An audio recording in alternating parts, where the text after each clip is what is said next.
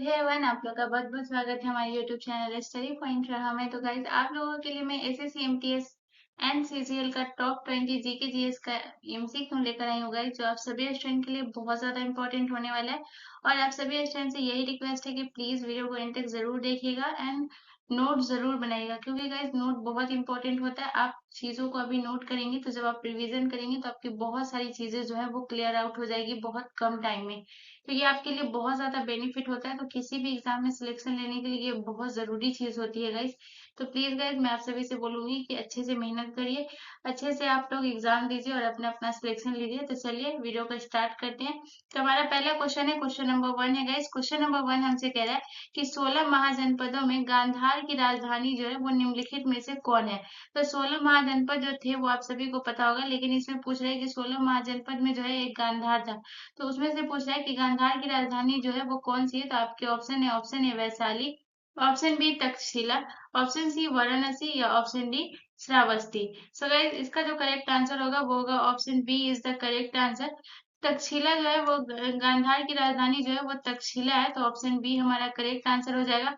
अगर आपसे पूछे कि तक्षशिला जो है ये मतलब कि वर्तमान में कहाँ है, तो आपको याद रखना है कि ये वर्तमान में अभी रावलपिंडी में है। और रावलपिंडी कहाँ है? तो रावलपिंडी जो है ये पाकिस्तान में है। तो ये भी आपको ध्यान रखना है, ठीक है। तो कभी कभी ना वर्तमान में पूछ लेता है कि तक्षशिला जो है वो गांधार की राजधानी तक्षशिला वर्तमान में कहाँ है। तो याद रखिएगा ये रावलपिंडी, और रावलपिंडी कहाँ है? तो रावलपिंडी आप ये समझ लीजिएगा कि ये पाकिस्तान में है। ये आप ध्यान रखिएगा, ठीक है। उसके बाद वैशाली की बात करें तो इसका भी आपको ध्यान रखना है। वैशाली का बात करें, वज्जी की राजधानी जो है गाइस वो है ना वैशाली है, ठीक है। तो आपसे पूछे कि वज्जी की राजधानी कहाँ है, तो याद रखिएगा वज्जी की जो राजधानी है वो वैशाली है। उसके बाद वाराणसी बोले, वाराणसी जो है वो किसकी राजधानी है? तो आपको ध्यान रखना है गाइस कि काशी की राजधानी जो है ना वो वाराणसी है। तो आपको ये याद रखना है कि काशी की राजधानी कहाँ है, तो काशी की राजधानी जो है वो वाराणसी है। ये याद रखना है। उसके बाद आपसे पूछे कि श्रावस्ती जो है ये किसकी राजधानी है, तो आपको ये भी याद रखना है कि श्रावस्ती जो है वो कोसल की राजधानी है। तो आपको ये भी याद रखना है कि कोसल की राजधानी कहाँ है, तो श्रावस्ती है। काशी की राजधानी कहाँ है, तो वाराणसी। और वज्जी की राजधानी कहाँ है, तो वैशाली। और गांधार की राजधानी कहाँ है, तो तक्षशिला। ठीक है गाइस, इसको याद रखिएगा।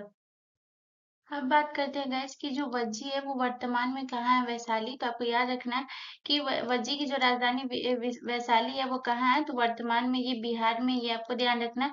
काशी जो है वो वर्तमान में कहाँ है, तो ये आपके यूपी में, ये ध्यान रखना है, उत्तर प्रदेश में। और कौशल यानी कि श्रावस्ती जो है ये कहाँ है आपको, तो ये भी आपको ध्यान रखना है कि कौशल की जो राजधानी श्रावस्ती है ये आपका उत्तर प्रदेश में। तो ये आपको ध्यान रखना है। चलिए नेक्स्ट क्वेश्चन की। अगला क्वेश्चन हमारा क्वेश्चन नंबर 2 है गाइस। क्वेश्चन नंबर 2 कह रहा है कि दुनिया की दूसरी सबसे ऊंची चोटी केटू इनमें से किस पर्वत श्रेणी में स्थित है, ठीक है। तो यहाँ पे तो पहला क्वेश्चन आपको यही बोल रहा है, अगर आपसे क्वेश्चन करे कि दुनिया की दूसरी सबसे ऊंची चोटी कौन सी है, तो ये आपको याद रखना है कि दुनिया की सबसे दूसरी ऊंची चोटी जो है वो केटू है, ठीक है। ये आपको ध्यान रखना है, केटू जो कि गॉडविन ऑस्टिन के नाम से जाना जाता है। तो आपसे पूछ रहा है कि ये किस पर्वत श्रेणी में स्थित है, तो आपके ऑप्शन है धौलाधर पर्वतमाला, ऑप्शन बी काराकोरम पर्वतमाला, ऑप्शन सी जास्कर पर्वतमाला या ऑप्शन डी पीर पंजाल पर्वतमाला। सो गाइस, इसका जो करेक्ट आंसर होगा वो होगा option B is the correct answer. दुनिया की दूसरी सबसे ऊंची चोटी जो है केटू, ये हमारा कौन सी पर्वत श्रेणी में स्थित है, तो काराकोरम पर्वत श्रेणी में है। तो ऑप्शन बी हमारा करेक्ट आंसर हो जाएगा। हम गाइस आपसे पूछे कि ये केटू की जो है ये सबसे ऊंची, दुनिया की दूसरी सबसे ऊंची चोटी, तो इसकी ऊंचाई अगर आपसे पूछ ले तो जाहिर सी बात है ये दुनिया की सबसे ऊंची चोटी, तो आपसे ऊंचाई पूछेगा ही। तो ऊंचाई को आप याद रखिएगा कि इसकी ऊंचाई कितना है, तो आपको ये डेटा याद रखना है। तो इसकी ऊंचाई जो है वो 8,611 मीटर ऊंचा है। तो ये आपको ध्यान रखना है, 8,611 मीटर जो है ये ऊंचाई, ये आपको ध्यान रखना है। मीटर ऊंचाई ये आपको ध्यान रखना है, ठीक है। चलिए नेक्स्ट क्वेश्चन की तरफ। अगला क्वेश्चन हमारा क्वेश्चन नंबर 3 है गाइस। क्वेश्चन नंबर 3 कह रहा है कि निम्नलिखित में से भारत की सबसे लंबी राजमार्ग सुरंग कौन सी है। तो यहाँ पे आपसे क्वेश्चन क्या पूछ रहा है, गलती कहाँ पे करते हैं, यहाँ पे आपसे पूछ रहा है कि भारत की सबसे लंबी राजमार्ग सुरंग पूछ रहा है। सबसे लंबी सुरंग नहीं पूछ रहा है, सबसे लंबी राजमार्ग सुरंग पूछ रहा है। तो कौन है, तो आपके ऑप्शन है अटल सुरंग, ऑप्शन बी जवाहर सुरंग, ऑप्शन सी ए और बी दोनों, या ऑप्शन डी इनमें से कोई नहीं है। सो गाइस, इसका जो करेक्ट आंसर होगा वो होगा option A is the correct answer. सबसे लंबी राजमार्ग सुरंग जो है वो अटल सुरंग है। तो ऑप्शन ए हमारा करेक्ट आंसर हो जाएगा। और गाइस आपको ये याद रखना है कि ये जो सुरंग है ये कितनी किलोमीटर लंबी है, तो आपको याद रखना है कि ये 9 किलोमीटर लंबी है आपकी। ये भी आपको ध्यान रखना है कि अटल सुरंग कितनी किलोमीटर लंबी है, तो ये 9 किलोमीटर लंबी है। आपको एक पॉइंट ये याद रखना है। दूसरा पॉइंट ये याद रखना है कि ये जो अटल सुरंग है ये किसको किसको जोड़ती है, तो आपको ये याद रखना है ये मनाली को लेह से जोड़ती है अटल सुरंग। ठीक है, तो ये जो है ये बहुत इंपॉर्टेंट प्रश्न इसमें पूछेगा कि जो अटल सुरंग है ये किसको किसको जोड़ती है, तो ये मनाली को जो है ये किससे जोड़ती है, लेह से जोड़ती है। तो ये भी आपको ध्यान रखना। और ये कितना 9 किलोमीटर है, कहीं कहीं पे 9.2 किलोमीटर भी दिया रहेगा। तो बेसिकली आपको 9 किलोमीटर आपको याद रखना है। ठीक है, तो ये भी आपको याद रखना है मनाली को लेह से जोड़ती है। तो ये पॉइंट भी आपको याद रखना है। ठीक है, चलिए नेक्स्ट क्वेश्चन की तरफ। अगला क्वेश्चन हमारा क्वेश्चन नंबर 4 है गाइस। क्वेश्चन नंबर 4 हमसे कह रहा है कि सोहन नदी घाटी बेलन नदी घाटी से किस काल के अवशेष प्राप्त हुए। तो बताइए सोहन नदी घाटी और बेलन नदी घाटी से जो है वो किस काल के अवशेष आपको प्राप्त हुए। तो आपके ऑप्शन है पूरा पाषाण काल, ऑप्शन बी मध्य पाषाण काल, ऑप्शन सी नव पाषाण काल या ऑप्शन डी ताम्र पाषाण काल। सो गाइस इसका जो करेक्ट आंसर होगा वो होगा option A is the correct answer, Sohan नदी घाटी और बेलन नदी घाटी। और एक और याद रखिएगा नर्मदा नदी घाटी। इसमें जो है किस काल के अवशेष प्राप्त हुए हैं, तो पूरा पाषाण काल के अवशेष प्राप्त हुए हैं। ये आपको ध्यान रखना है। पूरा पाषाण काल से अगर बात किया जाए कि ये कितना से कितना है, तो इसको आपको इसका काल याद रखना है। तो अगर इसके काल की बात करेगा तो ये 5 लाख से आपको याद रखना है ये 5 लाख से 12,000 ईसा पूर्व जो है इसका काल माना जाता है। तो ये भी आपको ध्यान रखना है, ये भी बहुत इंपॉर्टेंट है क्योंकि कभी कभी जो है ना आपको काल भी पूछ लेता है। तो ये भी आपको ध्यान रखना है 5 लाख से 12,000 लाख ईसा पूर्व जो है इसका काल माना गया है पूरा पाषाण काल से। पूरा पाषाण काल को जो है इस काल को क्या कहा है, मानव आदि मानव कहा जाता है। ये भी आपको ध्यान रखना है। मानव को जो क्या कहा जाता था पूरा पाषाण काल में, तो आदि मानव कहा जाता था। ये भी आप ध्यान रखेंगे पूरा पाषाण काल में मानव को क्या कहा जाता था, तो मानव को आदि मानव कहा जाता था। एक पॉइंट तो आपका ये हो गया। उसके बाद है दोस्त इसको याद रखेंगे। और पूरा पाषाण काल में ही आग की खोज हुई थी। ठीक है, तो अगर आपसे पूछे कि आग की खोज जो है वो किस काल में की गई थी, तो ये भी आपको ध्यान रखना है कि आग की जो खोज की गई थी ना, आग की खोज वो की गई थी पूरा पाषाण काल में। तो ये भी बहुत इंपॉर्टेंट है। तो ये भी आप ध्यान रखिएगा। उसके बाद इसका जो आप काल जरूर याद रखिएगा। काल जो है वो बहुत ज्यादा इंपॉर्टेंट है, तो काल से रिलेटेड प्रश्न पूछता ही है। तो ये भी आपको ध्यान रखना है। ठीक है, और इसमें जो है आग की खोज की गई थी, ये भी आपको ध्यान रखना है। चलिए नेक्स्ट क्वेश्चन की तरफ। अगला क्वेश्चन हमारा क्वेश्चन नंबर 5 है गाइस। क्वेश्चन नंबर 5 कह रहा है कि निम्नलिखित में से अजात शत्रु जो है वो किस वंश का था। तो बताइए कि अजात शत्रु जो थे वो किस वंश के थे। तो आपके ऑप्शन है हर्यक वंश के, ऑप्शन बी गुप्त वंश के, ऑप्शन सी नंद वंश के या ऑप्शन डी मौर्य वंश के। सो गाइस इसका जो करेक्ट आंसर होगा वो होगा option A is the correct answer. Ajatashatru जो थे वो किस वंश के थे, तो हर्यक वंश के थे। ये आपको ध्यान रखना है। उसके बाद हर्यक वंश से आपको 2-3 पॉइंट जो है वो मैं बता रही हूँ, इसको नोट कर लीजिएगा। तो हर्यक वंश के जो संस्थापक है वो किसे माना जाता है, तो सबसे पहले संस्थापक से रिलेटेड तो प्रश्न रहते ही है। तो आपको ये ध्यान रखना है कि हर्यक वंश का जो संस्थापक था वो कौन था।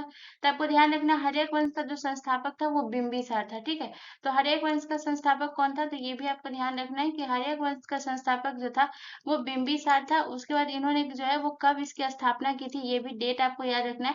बिंबिसार था, इसने जो किया था वो 544 ईसा पूर्व में जो है इसकी स्थापना की थी। ये भी आपको ध्यान रखना है। दूसरा पॉइंट आपको ये याद रखना है कि हर्यक वंश का जो था वो काल काल आपको इसका याद रखना है। तो काल भी बहुत इंपॉर्टेंट है। तो काल से भी आपसे पूछेगा तो इसको याद रखना है 544 से लेकर 413 ईसा पूर्व। तो इसका काल जो था वो कितना था, तो 544 से लेकर के 413 ईसा पूर्व जो है इसका काल था। ये भी आपको ध्यान रखना है। और इसके संस्थापक कौन थे, तो बिंबिसार थे। ये भी आपको ध्यान रखना है।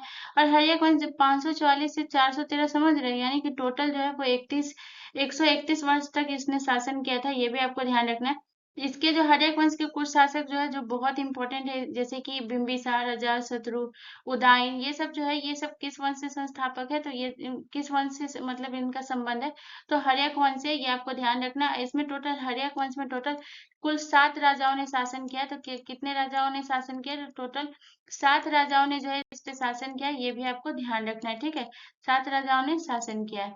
चलिए नेक्स्ट क्वेश्चन की तरफ।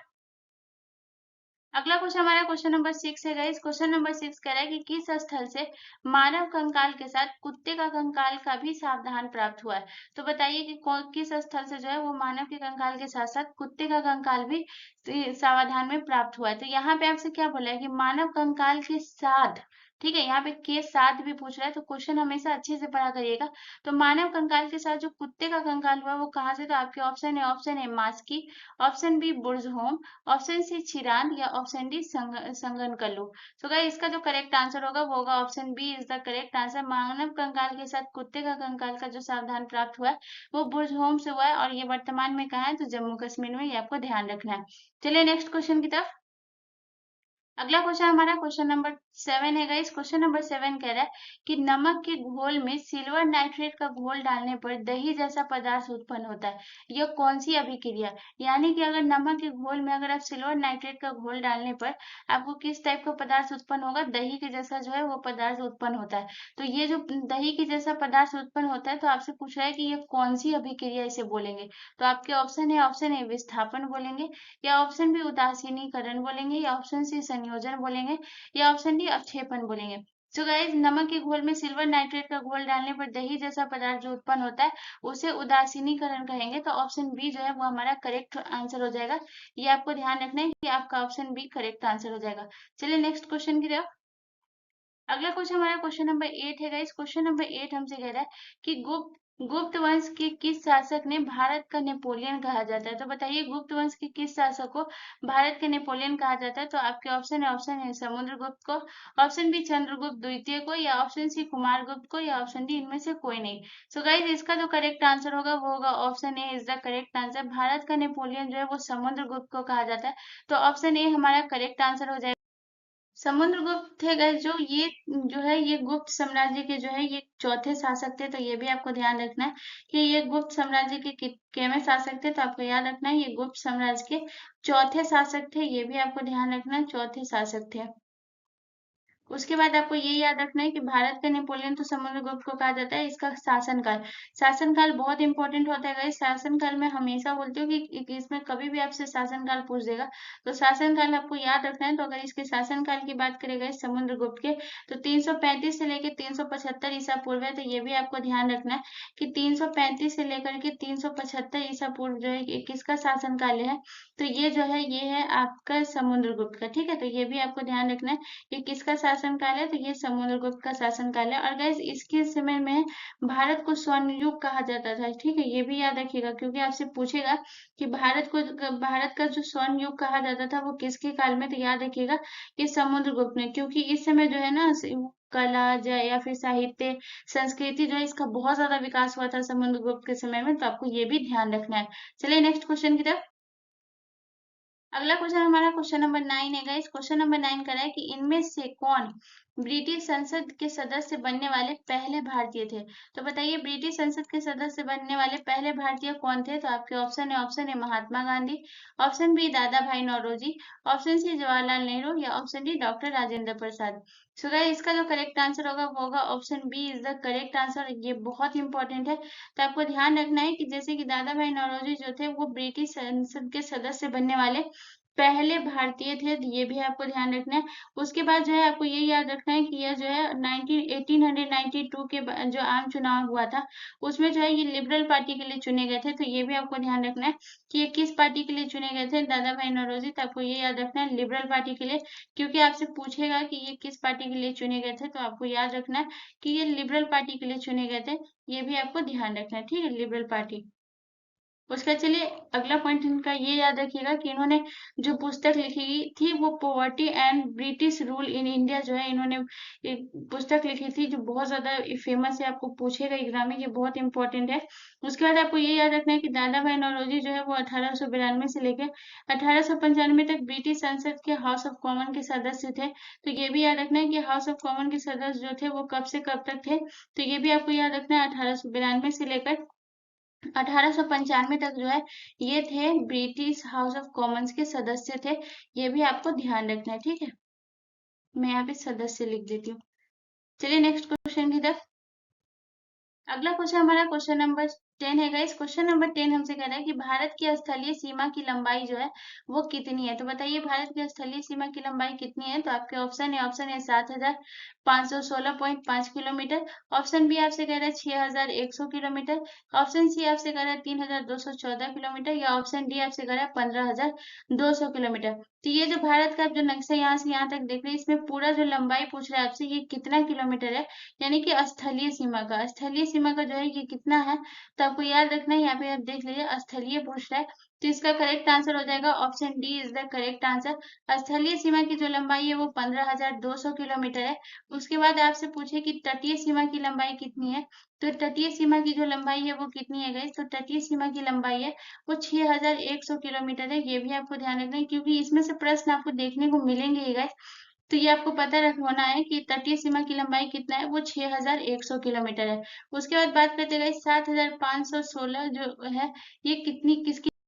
तो ये तो तटीय सीमा की, लेकिन अगर तटीय सीमा में अगर द्वीप मिला देंगे, द्वीप के साथ तटीय सीमा की लंबाई जो है वो कितनी हो जाएगी। तो द्वीप के साथ जो है वो तटीय सीमा की लंबाई वो हो जाएगी 7,516 किलोमीटर। ये आपको ध्यान रखना है, ठीक है, ये भी आपको याद रखना है। उसके बाद बात करें गाइस, आपका जो अगर पूछे कि उत्तर से दक्षिण की लंबाई जो ये कितना है, तो आपको ये भी याद रखना है। उत्तर से दक्षिण की जो लंबाई है वो है आपका 3,214 किलोमीटर। ये भी आपको ध्यान रखना है। तो ये क्या है, तो ये आपका उत्तर से दक्षिण की जो है ये लंबाई है, ठीक है। और आपसे पूछ ले गाइस कि अगर पूरब से पश्चिम की लंबाई पूछ ले, तो ये भी आपको याद रखना है। इसका जो पूरब से पश्चिम की लंबाई होती है गाइस वो 2,933 है। तो ये भी आपसे को ध्यान रखना है। अगर पूर्व से पश्चिम पूछ ले, मैं यहाँ पे लिख दे रही हूँ, इसको नोट कर लीजिएगा। अगर आपसे पूरब से पश्चिम पूछ ले, तो पूरब से अगर पश्चिम पूछेगा गाइस तो उसकी लंबाई कितनी हो जाएगी गाइस। तो पूरब से पश्चिम की जो लंबाई हो जाएगी वो हो जाएगी 2,933 किलोमीटर। ये भी आपको ध्यान रखना है, 2,933 किलोमीटर। ये यहाँ पे मैं सारी चीज क्लियर कर दी, इसको नोट जरूर कर लीजिएगा, ये बहुत इंपॉर्टेंट है। चलिए नेक्स्ट क्वेश्चन की तरफ। अगला क्वेश्चन हमारा क्वेश्चन नंबर 11 है गाइस। क्वेश्चन नंबर 11 कह रहा है कि इनमें से किन नदियों के बीच प्राचीन नगर तक्षशिला जो है वो स्थित था। तो बताइए कि अभी जो मैंने बोला कि तक्षशिला जो है वो किसकी राजधानी है। तो गांधार की राजधानी तक्षशिला है। लेकिन आपसे पूछता है कि ये जो है ये किन दो नदियों के बीच स्थित था। तो आपके ऑप्शन है चिनाब नदी तथा रावी नदी। ऑप्शन बी सिंधु नदी तथा झेलम नदी। ऑप्शन सी रावी नदी तथा व्यास नदी, या ऑप्शन डी झेलम नदी तथा चिनाब नदी। और ये बहुत इंपॉर्टेंट है, ये ध्यान रखिएगा। तो इसका जो करेक्ट आंसर हो जाएगा वो हो जाएगा सिंधु नदी और झेलम नदी। तो ऑप्शन बी हमारा करेक्ट आंसर हो जाएगा। ये आपको ध्यान रखना है, ठीक है। और ये अभी मैं बोली भी हूँ कि तक्षशिला कहाँ स्थित है वर्तमान में। तो आपको ये याद रखना है कि ये रावलपिंडी में स्थित है। मैं दोबारा लिख दे रही हूँ, क्योंकि ये बहुत इंपॉर्टेंट है guys, उस हिसाब से आपको ध्यान रखना है कि तक्षशिला जो है वो कहाँ स्थित है। तो आपको याद रखना है तक्षशिला जो है वो आपके रावलपिंडी में है। तो ये भी आपको ध्यान रखना है। और रावलपिंडी जो है वो कहाँ है। तो रावलपिंडी जो है ये अभी वर्तमान में रावलपिंडी जो है ये पाकिस्तान में। मैं उस टाइम में भी बताया, अभी भी बता रही हूँ, क्योंकि तक्षशिला बहुत इंपॉर्टेंट आपके क्वेश्चन बनेंगे, तो इसलिए आपको ये याद रखना है। चलिए नेक्स्ट क्वेश्चन की तरफ। अगला क्वेश्चन हमारा क्वेश्चन नंबर 12 है गाइस। क्वेश्चन नंबर 12 कह रहा है कि किस काल को माइक्रोलिथ कहा जाता है। तो बताइए माइक्रोलिथ जो कहा जाता है वो किस काल को कहा जाता है। तो आपके ऑप्शन है मध्य पाषाण काल। ऑप्शन बी सिंधु सभ्यता। ऑप्शन सी नव पाषाण काल, या ऑप्शन डी पूरा पाषाण काल। सो गाइस इसका जो करेक्ट आंसर होगा वो होगा option A is the correct answer. मध्य पाषाण काल को जो है वो माइक्रोलिथ कहा जाता है, क्योंकि यहाँ जो है छोटे और जो धारदार हथियार जो होते हैं इसका उपयोग करना शुरू कर दिया था। और यही इसी छोटे हथियार को जो है ना वो क्या कहा जाता है, माइक्रोलिथ कहा जाता है। तो आपको ये याद रखना है कि माइक्रोलिथ किसे कहा जाता है। तो आपको ये याद रखना है माइक्रोलिथ जो कहा जाता है वो छोटे हथियार को कहा जाता है। जो छोटे होते हैं और जो थोड़ा तेज होते हैं ना उसे कहा जाता है माइक्रोलिथ। तो ये आपको ये याद रखना है, छोटे हथियार। मैं यहाँ पे लिख दे रही हूँ ताकि आप कंफ्यूज ना हो और याद रखिएगा गाइस। तो छोटे हथियार को जो है वो या धारदार जो होते हैं उसको माइक्रोलिथ कहा जाता है। उसके बाद है आपको यहाँ पे मध्य पाषाण काल का आपको काल याद रखना है कि इसका जो है ये काल कब से कब तक था। तो आपको याद रखना है ये 12,000 वो था आपका जो था, ये 12,000 से लेकर कितना है, 12,000 से लेकर आपका है 10,000 ईसा पूर्व। ये आपको ध्यान रखना है, 12,000 से लेकर कितना है 10,000 ईसा पूर्व। ये आपका काल है, ये आपको ध्यान रखना है। उसके बाद है आपको मध्य पाषाण काल से एक चीज और याद रखना है जो बहुत इंपॉर्टेंट है। इसको ये याद रखिएगा कि मानव ने पशुओं का पालन करना जो शुरू किया था, पशुओं का पालन जो करना शुरू किया था ये कब कब किया था। मानव के द्वारा जो पशुओं का पालन करना शुरू हुआ था ये हुआ था गाइस आपके जो है ये मध्य पाषाण काल में। तो ये भी आपको ध्यान रखना है कि ये मानव के द्वारा मानव के द्वारा जो है पशुओं का पालन जो हुआ था वो किस काल में हुआ था? तो पशुओं का पालन जो हुआ था वो हुआ था मध्य पाषाण काल में। तो मैं यहाँ पे लिख दी हूँ ताकि आपको कंफ्यूज ना हो। चलिए नेक्स्ट क्वेश्चन की तरफ। अगला क्वेश्चन हमारा क्वेश्चन नंबर 13 है गाइस। क्वेश्चन नंबर 13 कह रहा है कि सालसेट एवं एलिफेंट्स द्वीप इनमें से कहाँ स्थित है? तो आपके ऑप्शन है कोंकण तट पर, ऑप्शन बी मालाबार तट पे, ऑप्शन सी कोरोमंडल तट पे या ऑप्शन डी काठियावाड़ तट। सो गाइस इसका जो करेक्ट आंसर होगा वो होगा option A is the correct answer. Salcete और एलिफेंट द्वीप जो है ये आपके कोंकण तट पर है, ये आपको याद रखना है। अगर आपसे पूछे कि सालसेट जो है ये कहाँ है, तो ये भी आपको याद रखना है। सालसेट जो है ये कहाँ है, तो ये आपके महाराष्ट्र में है। ये आपको ध्यान रखना है कि ये भी आपका महाराष्ट्र में है। और जो एलिफेंट्स द्वीप है ये भी आपका कहाँ है, तो एलिफेंट्स द्वीप भी है, ये भी आपका महाराष्ट्र में। ये आपको याद रखना है, ये बहुत इंपॉर्टेंट है। और ये किस तट पे है, तो ये कोंकण तट पे, ये भी आपको ध्यान रखना है। चलिए नेक्स्ट क्वेश्चन की तरफ। अगला क्वेश्चन हमारा क्वेश्चन नंबर 14 है गाइस। क्वेश्चन नंबर 14 कह रहा है कि जिम कार्बोनेट राष्ट्रीय उद्यान जो है वो इनमें से किस राज्य में स्थित है, और ये बहुत इंपॉर्टेंट है। तो मैं इसके साथ साथ और भी फैक्ट्स जो है वो क्लियर करूंगी, तो ये आप इसको ध्यान से सुनिएगा। तो आपके ऑप्शन है Uttarakhand, option B Bihar, option C Uttar Pradesh या option D Rajasthan. So guys इसका जो करेक्ट आंसर होगा वो होगा option A is the correct answer. Uttarakhand जो है, उत्तराखंड में आपका जिम कार्बोनेट राष्ट्रीय उद्यान है। उसके बाद बात करें सबसे पुराना राष्ट्रीय उद्यान कौन सा है, तो सबसे पुराना राष्ट्रीय उद्यान जो है ये आपका सबसे पुराना राष्ट्रीय उद्यान जो है ये आपका जिम कार्बोनेट है। ये भी आपको ध्यान रखना है क्योंकि यहाँ पे पूछता है सबसे पुराना जो है वो राष्ट्रीय उद्यान कौन सा है। तो ये आपको ध्यान रखना है कि सबसे पुराना राष्ट्रीय उद्यान जो है ये आपका जिम कार्बोनेट है। उसके बाद बात करते हैं गाइस कि इसकी जो स्थापना हुई थी ये कब हुई थी, तो ये भी आपको ध्यान रखना है कि जिम कार्बोनेट की जो स्थापना हुई थी वो 1936 में जो इसकी स्थापना हुई थी। ये भी आपको ध्यान रखना है कि इसकी स्थापना कब हुई थी। तो इसकी स्थापना जो हुई थी गाइस 1936 में जो है इसकी स्थापना हुई थी। और ये हुआ था विलुप्त जो टाइगर हो गए थे ना, इसकी वजह से जो है इसका स्थापना किया गया था जिम कार्बोनेट का। ये भी आपको ध्यान रखना है उसकी जो जितने भी है। और ये उत्तराखंड के कहाँ है, तो ये नैनीताल जिले में, ये भी आपको ध्यान रखना है। तो ये भी आपके लिए बहुत इंपॉर्टेंट है। और इसमें जो है आपको ये याद रखना है कि ये इसमें जो है 488 प्रकार के जो है वो पौधे हैं। तो इसमें क्या क्या है ये भी आप नोट कर लीजिएगा। तो यहाँ पे आपको ध्यान रखना है कि 488 प्रकार के जो है वो क्या है, तो 488 प्रकार के जो है ये आप यहाँ पे जो है ये पौधे हैं। उसके बाद बात करते हैं गाइस यहाँ पे 580 प्रकार के जो है वो क्या है, तो 580 प्रकार के जो है ये आपके पशु हैं, ठीक है। तो ये सॉरी पक्षी हैं। तो आपको ये याद रखना है कि यहाँ पे 580 प्रकार के क्या है आपके, तो पक्षी। और ये काफी बड़ा राष्ट्रीय उद्यान है, ये भी आपको ध्यान रखना है। चलिए नेक्स्ट क्वेश्चन की तरफ। अगला क्वेश्चन हमारा क्वेश्चन नंबर 14 है गाइस। क्वेश्चन नंबर 14 कह रहा है कि किस संवैधानिक संशोधन अधिनियम द्वारा संविधान में मौलिक कर्तव्य को सम्मिलित किया गया, या मूल कर्तव्य को, इसे ही मौलिक कर्तव्य बोलते हैं। तो सम्मिलित किया गया था किस संशोधन के द्वारा, तो आपके ऑप्शन है 42वां संवैधानिक संशोधन अधिनियम के द्वारा, या ऑप्शन बी 43वां संवैधानिक संशोधन अधिनियम के द्वारा, या ऑप्शन सी 44वां संवैधानिक संशोधन अधिनियम के द्वारा, या ऑप्शन डी 45वां संवैधानिक संशोधन अधिनियम के द्वारा। सो गाइस इसका जो करेक्ट आंसर होगा वो होगा option A is the correct answer. 42वां संविधान संशोधन के द्वारा जो है वो मौलिक कर्तव्य को शामिल किया गया। और अगर आपसे पूछे कि ये 42वां संविधान संशोधन जो है ये कब हुआ था, तो ये आपको याद रखना है 1976 में जो है ये 42वां संविधान संशोधन हुआ था। और दूसरा आपको ये याद रखना है जिसमें संपत्ति के अधिकार को हटा दिया गया था, ये कब हुआ था, तो 1978 में हुआ था। ये आपको ध्यान रखना है। 1978 में 44वां संविधान संशोधन हुआ और इसको ही संपत्ति के अधिकार को हटा करके कानूनी अधिकार बनाया था 44वां संविधान संशोधन के तहत। बात करते हैं गाइस मौलिक कर्तव्य की। तो मौलिक कर्तव्य आपका जो है ये अगर आपसे पूछे कि ये कौन से भाग में, तो ये आपको ध्यान रखना है कि मौलिक कर्तव्य जो है ये आपके कौन से भाग में, तो ये भाग 4 के 1 क में है, ठीक है। तो भाग 4 के क ले लीजिए या ए ले लीजिए, ये भी आपको ध्यान रखना है। तो ये भी बहुत इंपॉर्टेंट है। चलिए नेक्स्ट क्वेश्चन की तरफ। अगला क्वेश्चन हमारा क्वेश्चन नंबर 16 है गाइस। क्वेश्चन नंबर 16 कह रहा है कि निम्नलिखित में से कौन सा रोग विषाणु के कारण होता है। तो बताइए विषाणु के कारण होने वाले रोग कौन से हैं। तो आपके ऑप्शन ए पीलिया, option B malaria, option C polio या ऑप्शन डी यक्ष्मा। सो गाइस इसका जो करेक्ट आंसर होगा वो होगा option C is the correct answer.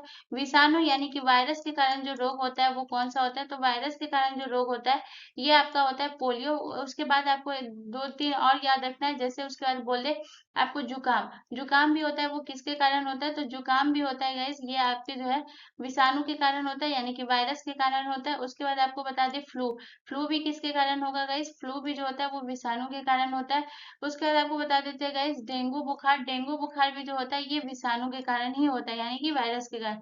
तो आपको ये भी ध्यान रखना है। उसके साथ साथ आपको ये भी याद रखना है गाइस कि खेसरा जो होता है, खेसरा रोग किसके कारण होता है, तो ये भी विषाणु के कारण होता है। ये भी आपको ध्यान रखना है कि खेसरा किसके कारण होता है, तो खेसरा जो होता है वो विषाणु के कारण होता है। ये भी आपको ध्यान रखना है। चलिए नेक्स्ट क्वेश्चन की तरफ। अगला क्वेश्चन हमारा क्वेश्चन नंबर 17 है गाइस। क्वेश्चन नंबर 17 कह रहा है कि कौन सा कथन महाजनपदों के बारे में सही है। तो बताइए महाजनपद के बारे में जो कथन है वो कौन सा सही है। तो आपके ऑप्शन है, ऑप्शन ए सभी महाजनपद में शक्ति का प्रयोग लोगों के एक समूह द्वारा किया जाता है, आपसे पूछ रहा है। या ऑप्शन बी आपसे कह रहा है कि महाजनपद में कोई सेना नहीं रखते थे। ऑप्शन सी आपसे कह रहा है कि बौद्ध एवं जैन ग्रंथों में 16 महाजनपदों को लिखित किया गया है। या ऑप्शन डी सभी महाजनपद पूर्वी भारत में अवस्थित थे। तो आपसे यहाँ पे क्या पूछा है कि महाजनपदों के बारे में कौन सा कथन सही है, यानी कि इसमें 3 कथन गलत होगा, 1 सही होगा। तो गाइस इसमें जो है ऑप्शन सी हमारा करेक्ट आंसर है। तो यहाँ पे आपसे क्या कर रहा है, ऑप्शन सी आपसे बोल रहा है कि बौद्ध और जैन ग्रंथों में 16 महाजनपदों को जो उल्लेखित किया गया है ये करेक्ट हो जाएगा। तो ऑप्शन सी हमारा करेक्ट आंसर हो जाएगा। चलिए नेक्स्ट क्वेश्चन की तरफ। अगला क्वेश्चन हमारा क्वेश्चन नंबर 18 है गाइस। क्वेश्चन नंबर 18 कह रहा है कि पत्रकारिता के क्षेत्र का सर्वोच्च पुरस्कार इनमें से कौन सा है। तो पत्रकारिता के क्षेत्र में जो सबसे सर्वोच्च पुरस्कार दिया जाता है वो कौन सा पुरस्कार दिया जाता है। तो आपके ऑप्शन है, ऑप्शन ए पुलित्जर पुरस्कार, ऑप्शन बी अर्जुन पुरस्कार, ऑप्शन सी ऑस्कर पुरस्कार, या ऑप्शन डी ग्रैमी पुरस्कार। सो गाइस इसका जो करेक्ट आंसर होगा वो होगा option A is the correct answer. पत्रकारिता के क्षेत्र में जो पुरस्कार दिया जाता है वो पुलित्जर पुरस्कार दिया जाता है, ये आपको ध्यान रखना है। उसके बाद है अर्जुन पुरस्कार की बात करते हैं गाइस।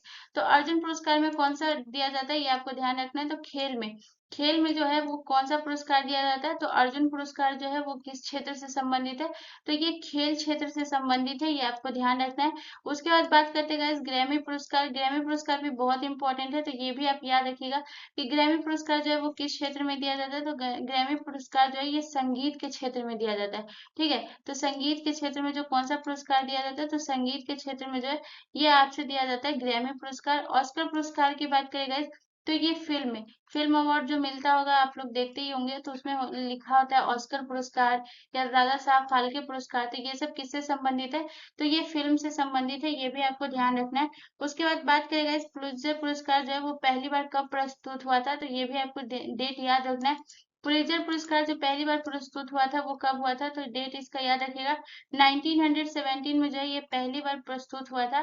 तो ये भी आपको याद रखना है 1970 में पहली बार प्रस्तुत हुआ था, पहली बार ये प्रस्तुत हुआ था, ये भी आपको ध्यान रखना है। मैं यहाँ पे लिख देती हूँ ताकि आप याद रखिएगा पहली बार प्रस्तुत हुआ। चलिए नेक्स्ट क्वेश्चन की तरफ। अगला क्वेश्चन हमारा क्वेश्चन नंबर 19 है गाइस। क्वेश्चन नंबर 19 कह रहा है कि संविधान सभा के विचार का औपचारिक रूप से प्रतिपादन किसके द्वारा किया गया। तो बताइए औपचारिक रूप से प्रतिपादन जो है किसके द्वारा किया गया। तो आपके ऑप्शन है, ऑप्शन है Jawaharlal Nehru, option B Motilal Nehru, option C Mahatma Gandhi, या option D M N Roy. और इसमें इतना लोग गलती करते हैं, इसमें लोग बोल देते हैं कि संविधान सभा के विचार का जो औपचारिक रूप प्रतिपादन किया गया था वो जवाहरलाल नेहरू के द्वारा किया गया था। और यहाँ पे लोग बहुत गलती करते हैं, इसका जो किया गया था वो एम एन रॉय के द्वारा किया जाता है। ऑप्शन डी हमारा करेक्ट आंसर हो जाएगा। चलिए नेक्स्ट क्वेश्चन की तरफ। अगला क्वेश्चन हमारा क्वेश्चन नंबर 20 है गाइस। क्वेश्चन नंबर 20 कह रहा है कि दक्षिण में छोटा अंडमान डैश द्वारा निकोबार द्वीप समूह से अलग होता है। अब बताइए कि दक्षिण में जो छोटा अंडमान है वो कितने डिग्री चैनल के द्वारा जो है वो निकोबार द्वीप समूह से अलग होता है। तो आपके ऑप्शन है 7 degree channel, option B 8 degree channel, option C 10 degree channel, या option D 9 degree channel. So guys इसका जो करेक्ट आंसर होगा वो होगा option C is the correct answer. दक्षिण में छोटा अंडमान जो है ये 10 डिग्री चैनल से जो है ये अलग होता है। तो यहाँ पे लिख लीजिएगा गाइस ये कितने डिग्री से, तो ये 10 डिग्री चैनल द्वारा जो है ये निकोबार द्वीप समूह से अलग होता है। तो होपफुली गाइज आप लोगों को ये सेशन पसंद आया होगा। तो मुझे कमेंट करके जरूर बताइएगा कि आपको सेशन कैसा लगा। तो मैं भी देखूंगी कि कितने लोगों को पसंद आता है और कितने लोगों को नहीं। तो प्लीज गाइज कमेंट करके मुझे जरूर बताइएगा। अगर आपको अच्छा लगा होगा सेशन तो प्लीज गाइज चैनल को जरूर सब्सक्राइब कर लीजिएगा एंड बेल आइकन पे जरूर क्लिक कर लीजिएगा। और मुझे ये कमेंट करके जरूर बताना नहीं भूलिएगा गाइस कि आपको वीडियो कैसा लगा। और चैनल जरूर सब्सक्राइब कर लीजिएगा ऐसी ही वीडियोस के लिए। मिलते हैं नेक्स्ट वीडियो में गाइस, धन्यवाद।